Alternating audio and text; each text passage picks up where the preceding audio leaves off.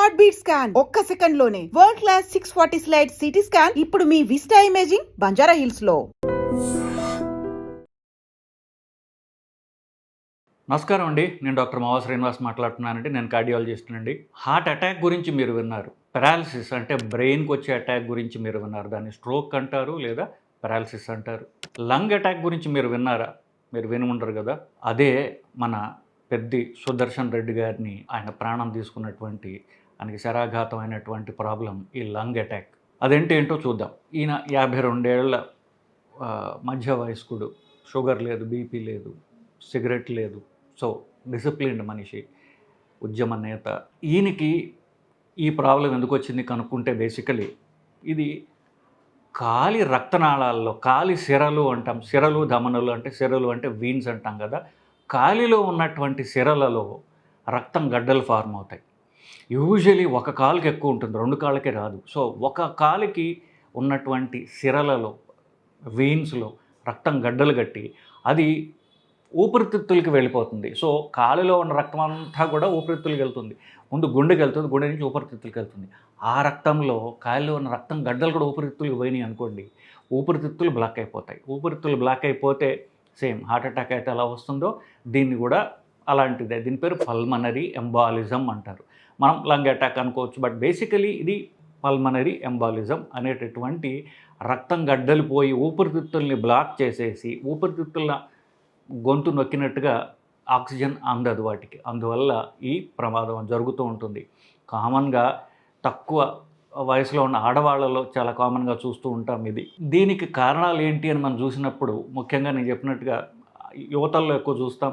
So వాళ్ళలో కొన్ని రకాలైనటువంటి రక్తం గడ్డగట్టేటటువంటి జబ్బులు ఉన్నప్పుడు లేదా కిడ్నీ ప్రాబ్లమ్స్ ఉన్నప్పుడు, రక్తం గడ్డగట్టే తత్వం ఎక్కువ ఉన్నప్పుడు, సో ప్రెగ్నెన్సీ పోస్ట్పోన్ చేసుకోవడానికి, పీరియడ్స్ ఆపడానికి ముఖ్యంగా వాళ్ళు కామన్గా వాడేటటువంటి కొన్ని ట్యాబ్లెట్స్, ఓసీ పిల్స్ అంటారు, వాటిని ఓరల్ కాంట్రాసెప్టివ్ పిల్స్ అంటారు, ఇవి వేసుకున్నప్పుడు ఇలా యువతల్లో చూస్తుంటాం. కానీ కొంతమంది మగవాళ్ళల్లో కూడా ఈ రక్తం కాళ్ళలో గడ్డలు కట్టేది ఊపిరితిత్తుల్లోకి వెళ్ళడం అనేది సర్వసాధారణంగా జరుగుతూ ఉంటుంది. ఇది 100% వంశపారంపర్యంగా వచ్చేటటువంటి కారణాల వల్ల జరుగుతుంది. పారంపర్యంగా వచ్చే కారణాల వల్ల రక్తం గడ్డ కట్టేట తత్వం ఎక్కువ ఉంటుంది వీళ్ళలో.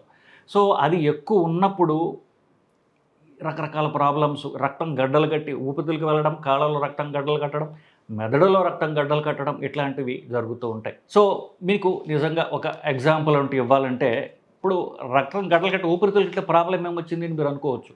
ఇప్పుడు మీ దగ్గర ఒక క్రెడిట్ కార్డు, డెబిట్ కార్డు ఉంటుంది.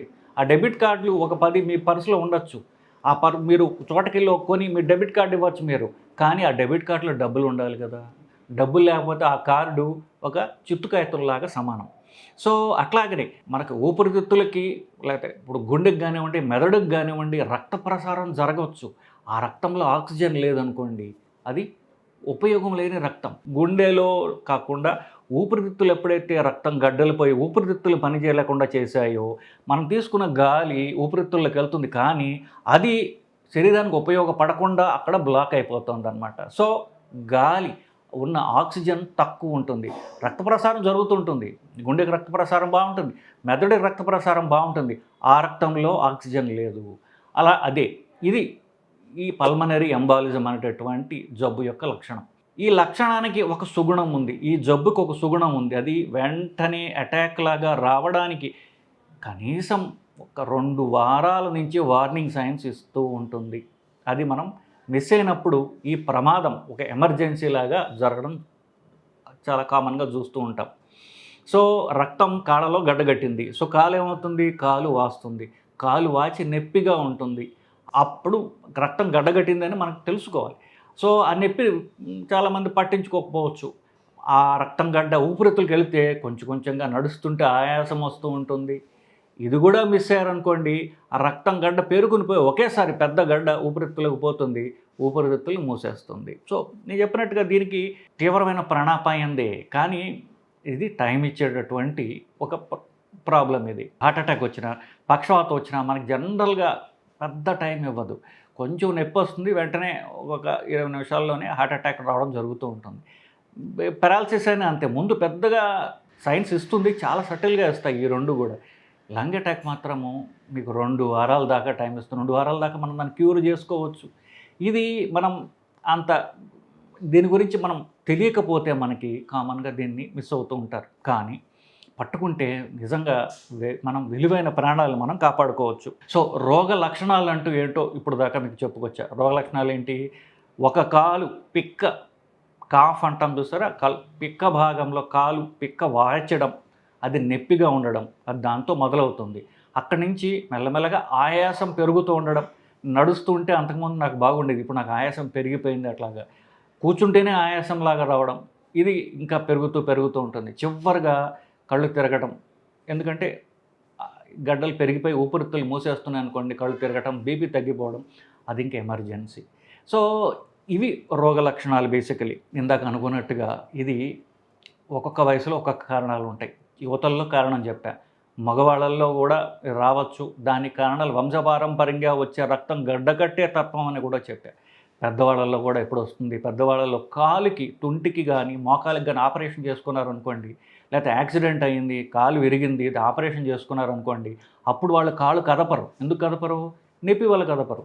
సో కాలు నొప్పికి వాళ్ళు కాలు కదపకపోతే కాలిలో ఉన్నటువంటి రక్తం గడ్డలు కడుతుంది. గడ్డలు కట్టి మళ్ళీ ఇదే స్టోరీ స్టార్ట్ అవుతుంది. సో కాలు ఎప్పుడు నడుస్తూ ఉండాలి. నడుస్తూ ఉన్నప్పుడు ఏంటంటే అది మనం భూ ఆకర్షణ శక్తికి పైకి పంప్ చేయాలి కదా రక్తం.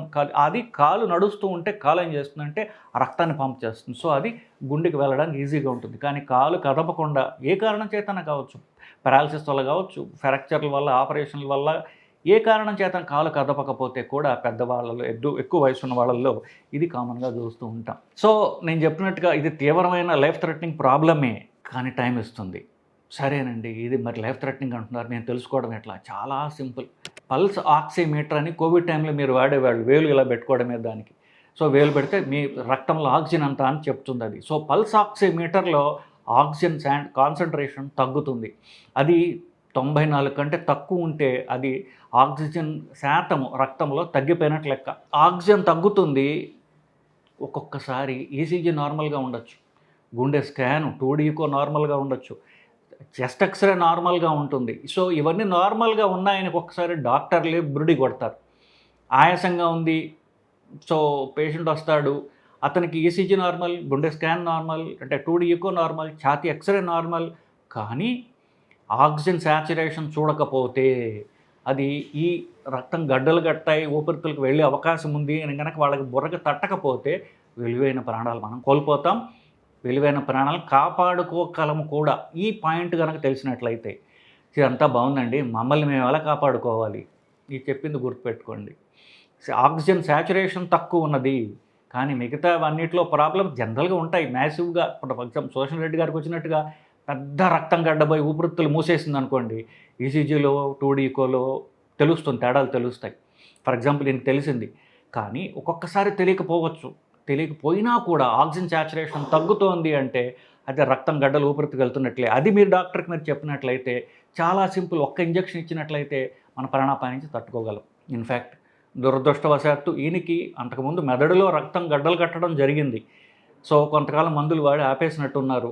మందులు వాడి ఆపకూడదు, ఎందుకు? ఇది వంశపారంపర్యంగా వచ్చే రిస్క్ కదా.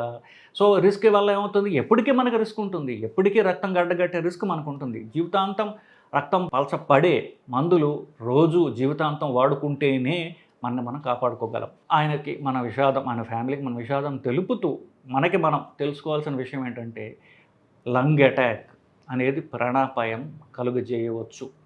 అది వచ్చిన తర్వాత మీరు ఫర్ ఎగ్జాంపుల్ ఇప్పుడు వరంగల్లో ఒక లేడీ డాక్టర్ గారు కార్డియాలజిస్టు, అలాగే తర్వాత హైదరాబాద్ వచ్చిన తర్వాత ఇక్కడ కార్డియాలజిస్టులు తీవ్రంగా ప్రయత్నించినా కూడా ఆయన కాపాడుకోలేకపోయాం. ఎందుకు? టైం ఉన్నప్పుడు మీరు కొంచెం ఒక్క రోజైనా మీరు ముందు వెళ్ళగలిగితే విలువైన ప్రాణాలు మనం కాపాడుకోగలం. ఆ తర్వాత హోరాహోరీగా ఎంత యుద్ధం చేసినా ఎందుకు? ఎప్పుడైతే ఊపిరితిత్తుల వల్ల ప్రాబ్లం వల్ల గడ్డగట్టి ఆక్సిజన్ అందట్లేదో, మెదడుకి 8 నిమిషాల కంటే ఆక్సిజన్ అందకపోతే అది ఫెయిల్ అవుతుంది. దాన్ని బ్రెయిన్ డెడ్ అంటారు. అప్పుడు శరీరం బతికినా కూడా పెద్ద అది మనిషి కాదు, శరీరం ఉంటుంది, మనిషి ఉండడు. సో ఆ సిట్యువేషన్ అసలు రాకూడదు. సో ఇది ప్రివెంట్ చేయాలంటే లంగ్ అటాక్ యొక్క లక్షణాలు ఏంటో తెలుసుకోగలిగితే విలువైన ప్రాణాలు మనం కాపాడుకోగలము. ఈయన విషయంలో కూడా మనం ముందే తెలుసుకుని ఉంటే ఆయన్ని మనం కాపాడుకోగలిగి ఉండేవాళ్ళమేమో. ఇదండి లంగ్ అటాక్ యొక్క లక్షణాలు, దాని యొక్క రిస్క్, మనం కాపాడుకోగలిగినటువంటి ట్రీట్మెంట్లు ఇది. సో దీనివలన విలువైన ప్రాణాలు కాపాడబడతాయని ఆశిస్తున్నానండి. నమస్కారం.